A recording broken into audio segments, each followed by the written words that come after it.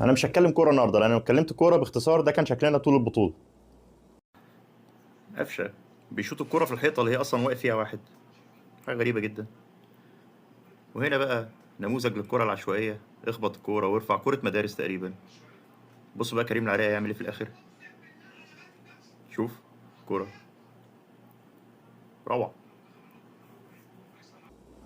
الشكل اللي ظهر بيه منتخب مصر طول البطوله ديت غير مقبول، واللي تسبب في الكارثه الاداريه والفنيه ديت لازم يتحاسب. القائد اللي مش عارف ينسق بين اداره منتخبين واللي هم اصلا تحت ادارته، واللي مش عارف يلزم الانديه بانها تمد اللعيبه للمنتخبات، واللي بيحط جداول هو مش عارف هو بيحطها لمصلحه مين ولاي نادي. ما ينفعش يكون مدير اداره قبل ما يكون قائد وتمثيل دولي وحاجات من الحاجات اللي عارفينها دي. الناس دي ما بتحبش بلدها، ولو عارفه قيمه بلدها وقيمه التيشيرت بتاع منتخب بلدها وقيمه علم بلدها مش هتعمل كده. كان اولى ان احنا ما نروحش اصلا البطوله، ما نجيش البطوله. او كنت يا اخي جيب خمسة أربعة ستة من المنتخب الأول اللي ما بيلعبوش وقاعدين دكة، شاركهم يعملوا إعداد. اللي راجعين من إصابات شاركهم يعملوا إعداد.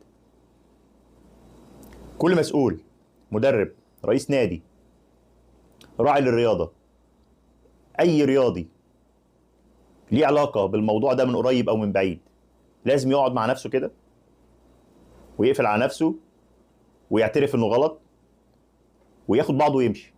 كفاية قرف. محدش يتخيل ان احنا هنبقى كويسين وهنقدم حاجه كويسه في افريقيا، ومنتخب مصر الاول ملوش لا شكل ولا هويه.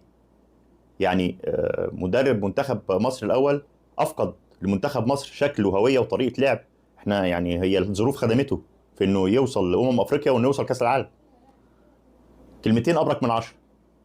العك ما بيتجزأش طالما نفس الهيكل الاداري بنفس الطريقه الاداريه في اداره الامور، بنفس طريقه التطوير والدماغ في ترتيب الامور للمنتخبات بتتم بالشكل دوت. ما حدش يتوقع نتيجه مختلفه. ما هي هتبقى هي نفس النتيجه. تعمل نفس الحاجه بنفس الطريقه ومتوقع نتائج مختلفه؟ مستحيل.